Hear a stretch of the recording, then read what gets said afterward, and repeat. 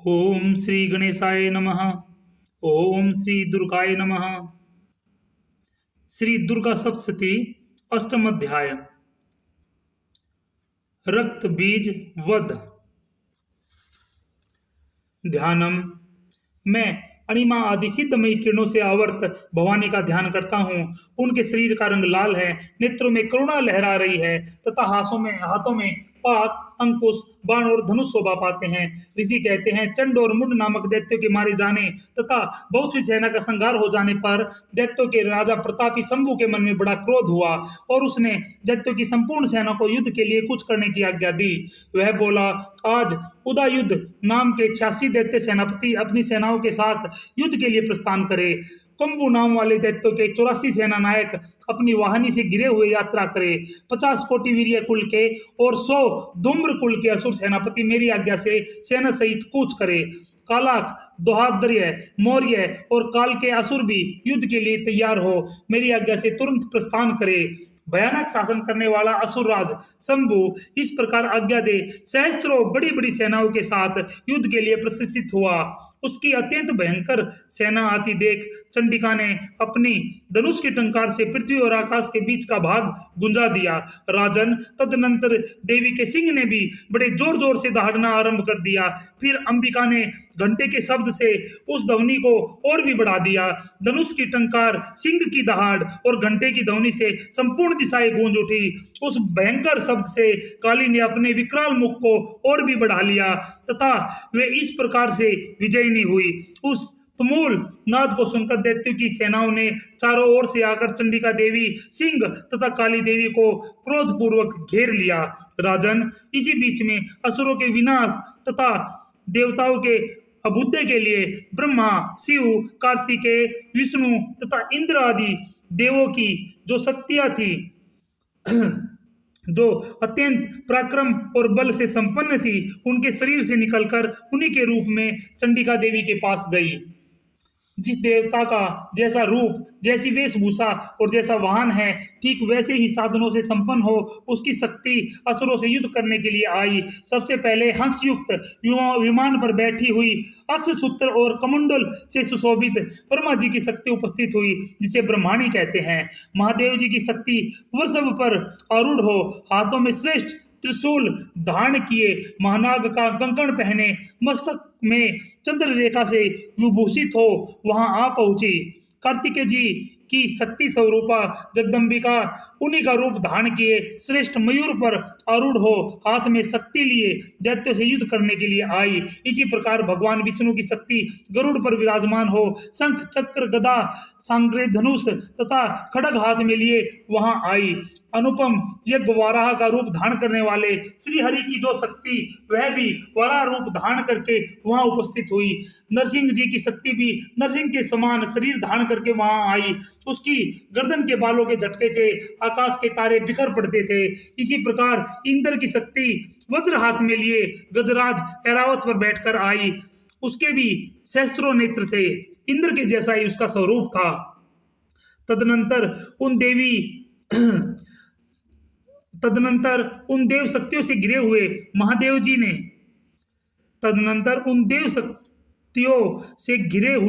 महादेवी जी ने चंडिका से कहा कि मेरी प्रसन्नता के लिए तुम शीघ्र ही इन असुरों का संहार करो।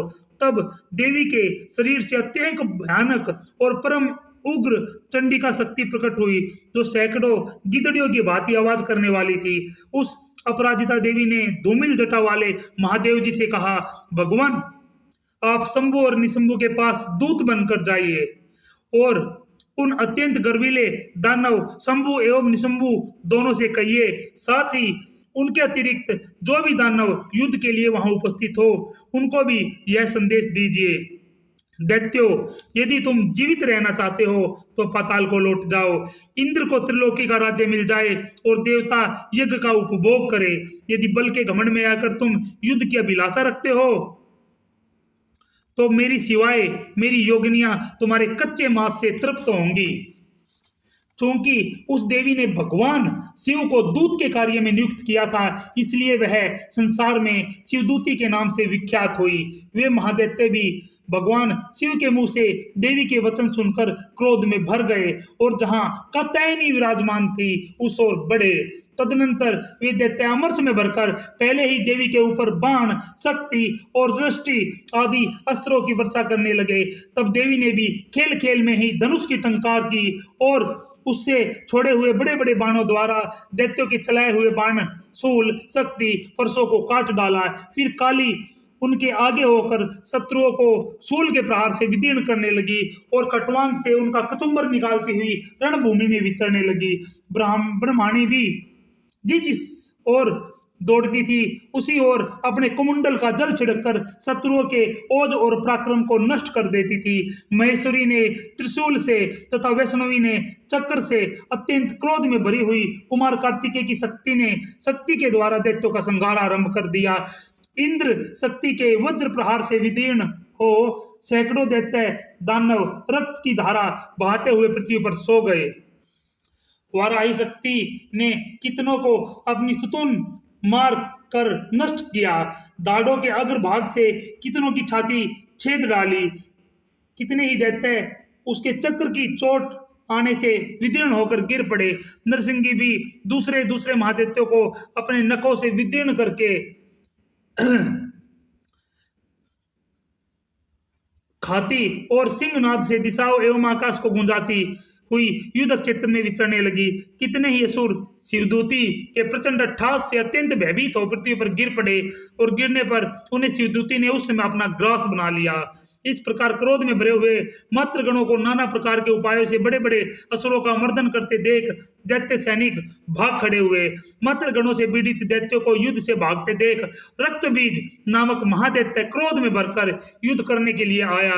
उसके शरीर से जब रक्त की बूंद पृथ्वी पर गिरती थी तब उससे उसी के समान एक और शक्तिशाली दूसरा महादैत्य पृथ्वी पर पैदा हो जाता था। महाअसुर रक्तबीज हाथ में गदा लेकर इंद्र शक्ति के साथ युद्ध करने लगा। तब इंद्री ने अपने वज्र से रक्तबीज को मारा।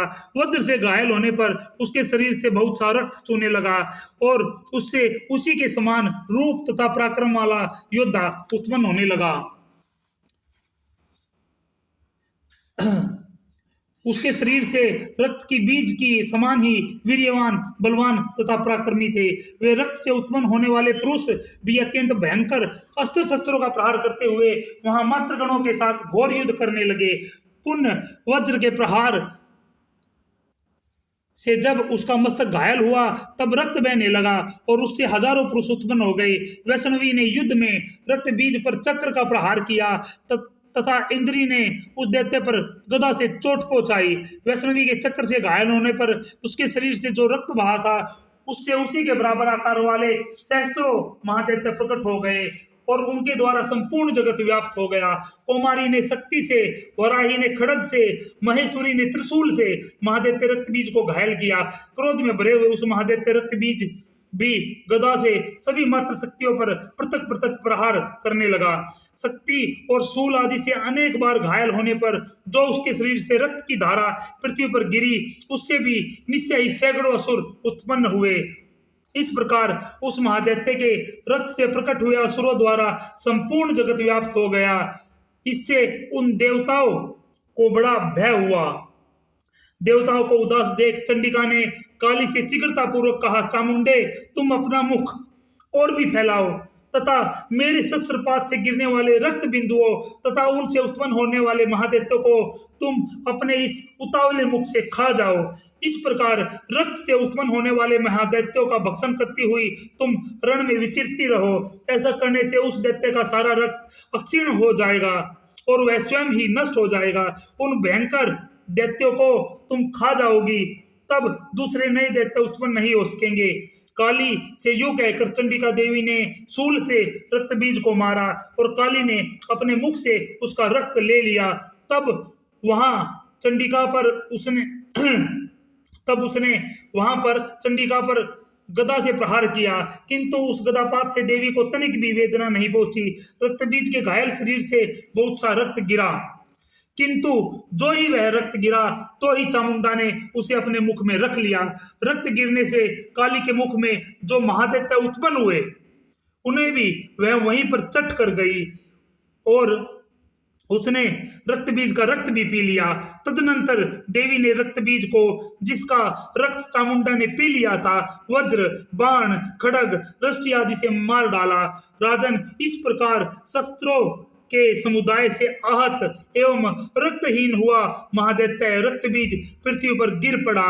नरेश्वर, इससे देवताओं को अनुपम हर्ष की प्राप्ति हुई और मातृगण उन असुरों के रक्तपान के मद से उद्यत सा होकर नृत्य करने लगा। बोलो माँ दुर्गा की, बोलो माँ चामुंडा की जय।